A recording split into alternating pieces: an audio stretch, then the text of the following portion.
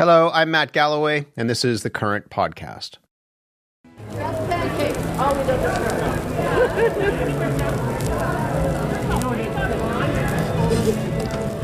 Pancakes are flying off the griddles at the Calgary Stampede. The 10-day event has been called a political petting zoo. Politicians of all stripes squeeze into jeans and cowboy boots and test their pancake flipping skills. This year, the political stakes are higher than most as Alberta debates separation ahead of a referendum in the fall. And just as Stampede festivities kicked off, Alberta Premier Danielle Smith and Prime Minister Mark Carney unveiled the first details of Alberta's pitch for an oil pipeline to British Columbia's southern coast. Now, several dozen Liberal MPs are making their rounds at the Stampede circuit. Here's what some Albertans had to say about it all at a pancake breakfast in downtown Calgary. I just appreciate when they talk about the unity that needs to happen, and, you know, they kind of try to put our minds at ease as far as this goes. I think that there's been a few groups that have brought up all this separation. Like, I don't think that that's the way Albertans feel. And I think that as a nation, we're doing some work to build unity and bring all the provinces together. And I think the pipeline is just another method to do that. We'll see. It's about time federal government actually pay attention to what Alberta needs, right, and wants. So no one wants to separate, but, you know, people wants to send a message. And that's what we're doing, right? I will vote for separation. Doesn't mean actually I want to separate. But message needs to be sent to federal government, right? That we need to stop treating us like some kind of piggy bank, right? And start respecting what we want. I'm a little bit frustrated because I don't think that the majority of the people are really getting their voice out there. I think the minority is pushing this agenda, and it's frustrating because Canada should remain Canada. Well, I think the most dangerous thing for a federal politician would be to come in and tell Albertans what we should think and how we should vote. And so I think they're trying to walk a very fine line. I do hope that they articulate that, you know, they recognize that Alberta has been treated unfairly for decades, that they're committed to addressing that. And if they want to use the pipeline deal as a proof point, I would say that's great, but they do need to put some further proof points into the breadcrumb trail that leads to October 19th. And that just encourage all Albertans to vote, because it's one thing, we cannot rely on our neighbours to carry the vote for us. It's going to require every Albertan to get out and cast their opinion.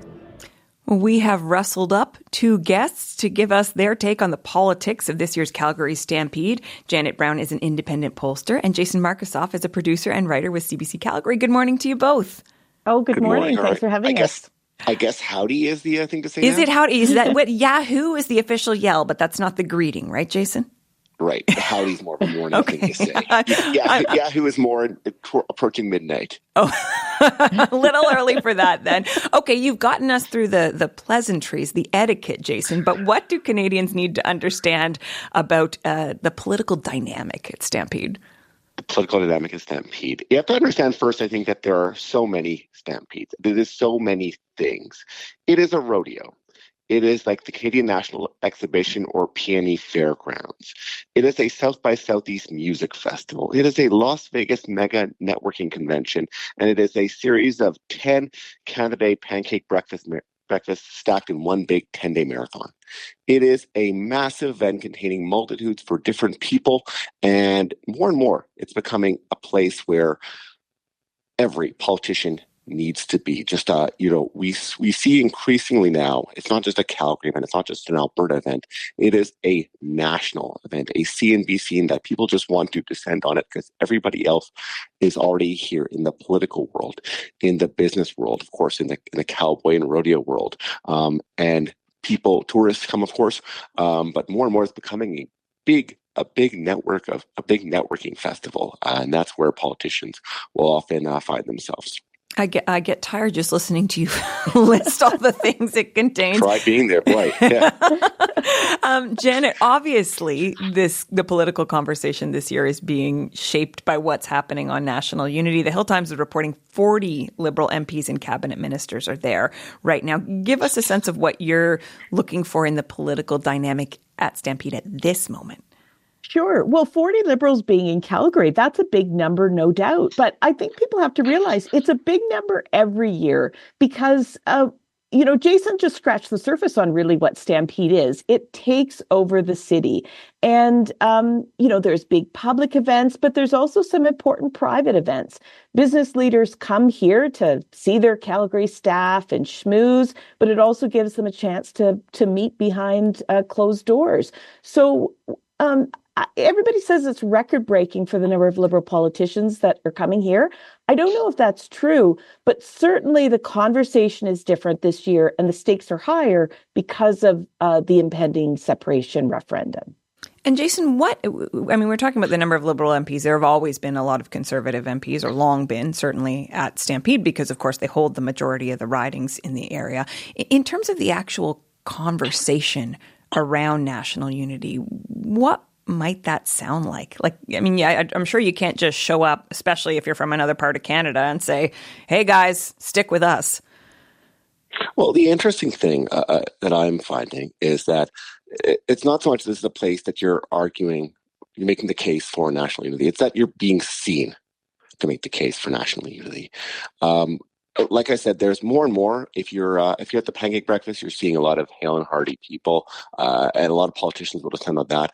A lot of their days after the pancakes are stopped, no longer flipping, they're going to networking events. There are events held by local or national lobbying firms.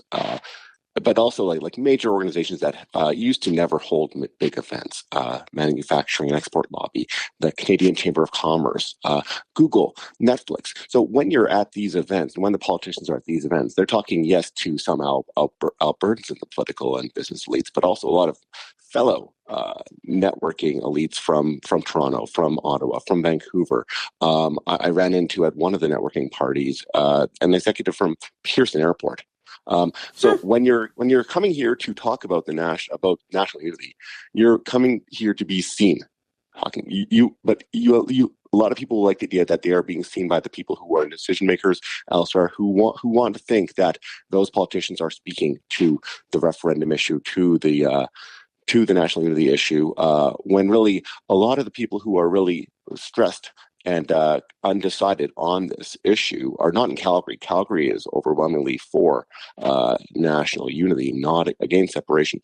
It's if these politicians were actually going into the smaller towns, Trochu, Claresholm, going to smaller rodeos, that's where you really need to try to turn down the temperature of separatist fervor, because it's not really in Calgary, and it's certainly not in a lot of the rooms that a lot of politicians will have found themselves in this past weekend and this week. Well, to that point, Janet, then, is it important for politicians from the rest of Canada to be at Stampede this year, or are they maybe reaching the wrong audience? Well, Jason's actually right. It's about being seen at Stampede, because you have to remember, it's a social event. It's when Calgarians kick back. It's meant to be fun.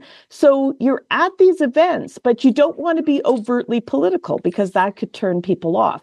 Maybe when you're at some of the smaller events behind closed doors, when those events are meant to be sort of Chatham House rules, you might have a fulsome conversation. But really, you're just out flipping pancakes. And I think the smart Liberal politician who comes to town is going to sort of have an attitude of, I'm here to listen. I understand there's something going on here in Alberta. I want to know more. I don't think it'd be a good strategy to come to Alberta right now, wrapped in the flag. Canada's great. What's your problem? Just stay. It's going to be great. I think Albertans who are on the fence right now about separation, they need to see a federal government that's committed to understanding Alberta's grievances. So it's tricky, right? You've got to look like you're wanting to listen, but you don't want to look overtly political, because that'll take away from the fun. And you've got to wear your cowboy hat the right way. I did hear that a certain past Alberta premier put hers on backwards. So it's certainly a faux pas too, I would imagine. when you've had one too many, or when you get up too early in the morning, it is easy to put your hat on backwards. In defense of Rachel Notley, she grew up on a farm. She knows which way the hat goes. who's ever not put their hat on backwards should throw the first stone. that old adage, indeed, Janet. Listen, it's not just folks who are coming entirely from away, let's say. The Conservative leader, Pierre Poilievre, who, of course, currently holds a riding in Alberta, spoke at Stampede at a barbecue event. Let's listen to a bit of what he had to say. We'll fight for the country. We'll fight for Canada, including in the upcoming referendum, to win back Albertans. We want to ensure that when this is all over, we will once again be fully united. Jason, what do you make of the way that Pierre Poilievre has been approaching the Federalist argument? I feel like one of the best things he did was the time he spent around Stampede. He was in places in his riding, Trochu, Wainwright. I've seen pictures of him in Red Deer as well. But yes, he was speaking at a major fundraiser, an annual major fundraiser that goes back at least to Stephen Harper, who was a Calgary MP himself. This is a really interesting and important message for Poilievre to make, because he knows that people who might be at his Stampede breakfast, people who are at his Stampede barbecue at night, people who are at these events might be leaning separatist or thinking about going separatist or are willing to vote separatist, and he has to make that case. But he is very skilled at making that case without being demeaning, without saying it's ridiculous to vote separatism. He wants to make sure people feel like their issues are sincere, that Canada wants to address their issues. But he has a danger, because he can't really say rah rah Canada, everything is great, because in that same speech he has to talk about we have a recession and things are not going well compared to other G7 nations. We're doing poorly. So he has a very fine line to walk, in the same way that the Liberals do, because they can't. They know that if they make it about themselves, that they'll paint a big target, and there's no bigger, easier target for a separatist than the federal government that's liberal. And we have heard, Jason, a lot of the critique from Pierre Poilievre in the past few months or so has been about liberal policies being the problem. Janet, it's interesting. In fact, Mark Carney has to some extent talked about past government policies and how that's made Albertans feel. But then he had this big announcement just as Stampede was getting underway with the Premier talking about Alberta's pitch for a pipeline to BC's southern coast. Talk to me a bit about how that's likely to play at Stampede and in the conversation about national unity.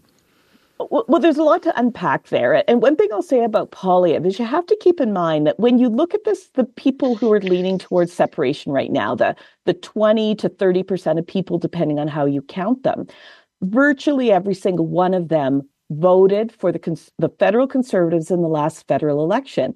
And virtually every one of them voted UCP in the last provincial election. So he has many separatists among his base. So that's why Poilievre's walking that fine line that Jason talked about. Now, in terms of the memo of understanding, our Premier, she has a lot of separatists in her base, but she has taken the position that Alberta should stay within United Canada. But she also wants Alberta's deal to change with the rest of Canada, and that's what the memo of understanding is about. And Carney seems to understand that as well. That if we're going to put the separation issue to rest, Albertans have to see that that they've got a different relationship with the federal government, that the future for Alberta looks differently. And the MOU was a huge announcement for Alberta. Some people won't be swayed. They're separatists. They're done with Canada. There's no marriage counseling that's going to bring them back. But we've got a slim band of people who are deciding, like one of the callers at the top of this segment, saying, we have to send a message to Ottawa. So the MOU is going to cause a lot of people to say, is this proof that Ottawa got the message, or do I still need to send a message in the referendum? Yeah, Jason, it's interesting because I would say when the whole MOU process started, the Memorandum of Understanding with Alberta, which is, of course, more than just a pipeline, right? There are all these other aspects about carbon capture and environmental regulations and electricity regulations. When this whole process started, I know on Parliament Hill, where I usually work, it was like, are we really going to see a pipeline or not? I will say after that announcement last week, it seems pretty clear that this is where the Prime Minister expects things to be headed, and certainly the Alberta Premier. How significant is that pipeline plan, particularly in the national unity conversation? I think of it in terms of what if it wasn't there? And I also think about the Liberals showing up as if, what if they didn't show up? That is what would stress nationally. That is what would maybe take up the referendum vote. As Janet said, it's at 20 to 30% right now. If all things stay level from here on, this referendum loses, and it loses badly, and the Remain side wins. I keep thinking about what could make the bottom fall out of this. If there is a major fracture, major provocation from the federal government, if there's a major failure in pipeline talks, if Carney would decide to thumb his nose at the Calgary Stampede and not spend much time in Alberta, those would be the provocations. And it seems like Mark Carney and the Liberals are aware of that, and that is why maybe July 1st was written in the MOU, but it was very canny on both the parts of Danielle Smith and Mark Carney to have this pipeline deal announced on the eve of the referendum. And as Janet said, Danielle Smith can't talk too much about rah-rah or boo-boo separatism. What she can do is try to make proof points that Canada can work and that we can work together. And the pipeline is a major symbol of that. Jason, just very quickly, because I want to get Janet in as well, but Ontario Premier Doug Ford also in Calgary this week, and he and Danielle Smith are pitching a pipeline from Alberta to Ontario. How significant is that?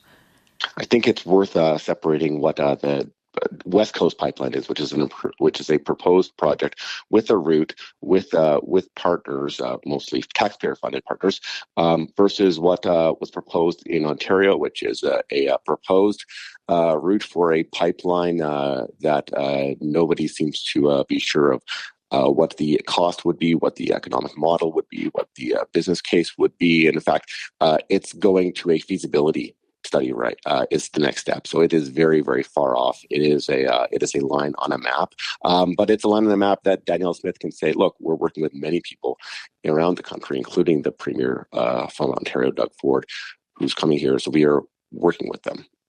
Janet, what are you going to be watching for? I mean, once Stampede wraps up, the conversation is far from over. Oh, absolutely. It's far from over. So we've been talking about separation. We've been talking about the separatist referendum. But you have to remember, on October 19, Albertans are going to be asked a total of 10 questions, and separation is just going to be one of them. And those other 9 questions are long and complicated, and people really haven't wrapped their minds around them. I'm having lots of conversations through Stampede, and I'm reminding people it's more than just separation. Immigration, the judicial system, there's a lot in there.